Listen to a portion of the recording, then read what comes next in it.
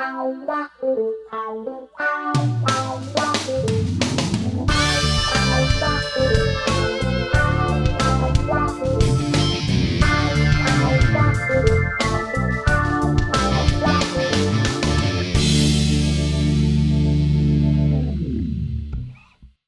interesting thing about Phil was we played Madison Square Garden with the Fudge at the 40th anniversary of Atlantic.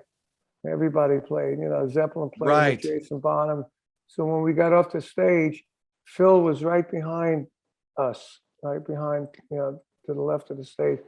And I walked up, I said, Phil, how you doing? He goes, you don't know what an influence you guys were on me.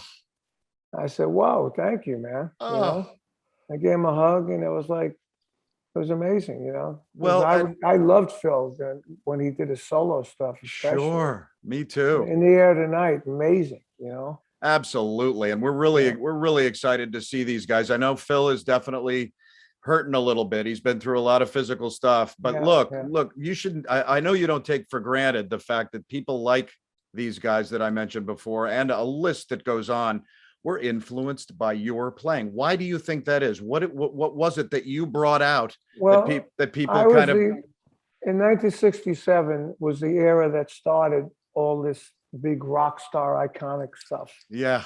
You know, and at that time, there was bands like Vanilla Fudge, Jimi Hendrix, The Who, The Cream, even the Rascals, you know? Yeah. Those are the iconic bands of the day. And the Rascals were at the end of like the pop era, you know? Right. And Dino Danelli was a really big influence on me. Wow. You know, because just the way he twirled and the way he did stuff, even the paper that he put in his bass drums, I've been doing that since I knew him before the Rascals, you know? And he was an awesome drummer. But in those days, but you take Keith Moon, you take all those guys, Ginger Baker, Mitch Mitchell, they were all light players, even though Keith was a sort of a basher. He wasn't loud and heavy, you know.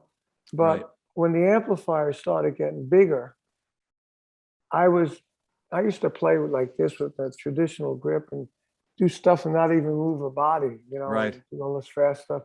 But when I started playing with the Pigeons and we started doing these production numbers, they were powerful production numbers, and the amps were getting bigger. I had no option but to turn the sticks around and play butt end. And play harder and louder to match the sound, and it still didn't work. So I bought a big bass drum in a pawn shop, you know, PAWN, right? You know, pawn shop, and paid $5 for it. I recovered it. I ordered from Downbeat this Red Sparkle. I recovered it myself, and I had this big 26 by 15 bass drum, which nobody had. Everybody had 22 bass drums. Dino Danelli's the only one that had a 24. This was bigger. And I figured bigger, louder. And it was louder. So then I recorded You Keep Me Hanging On with a Gretsch bass drum, 22-inch. Right. But when we started playing out, I used the 26-inch bass drum. Right. So then when we started hitting, 1968, I was offered a endorsement with Ludwig. I said, you know what? Big bass drums, let's get big everything. So I got everything oversized. Then I got 2 bass drums. And I always wanted to play 2 bass drums, but when I was younger, I couldn't afford the extra boom mic stand to sing. Right. I had to stay on 1 bass drum. You know, so now I had the chance to take 2 bass drums. It wouldn't cost me anything. So I got the 26 by 14 bass drums. And my small tom was a marching tenor drum from the marching band, which was 12 by 15. Matter of fact, when they sent it to me, they put leg holders on it. They thought it was a small floor tom.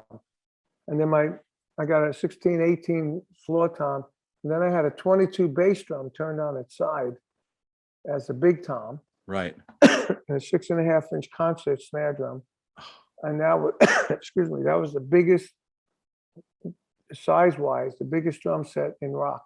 Wow. And then, and it was loud. It sounded great. It was all maple. It was the first maple kit Ludwig made.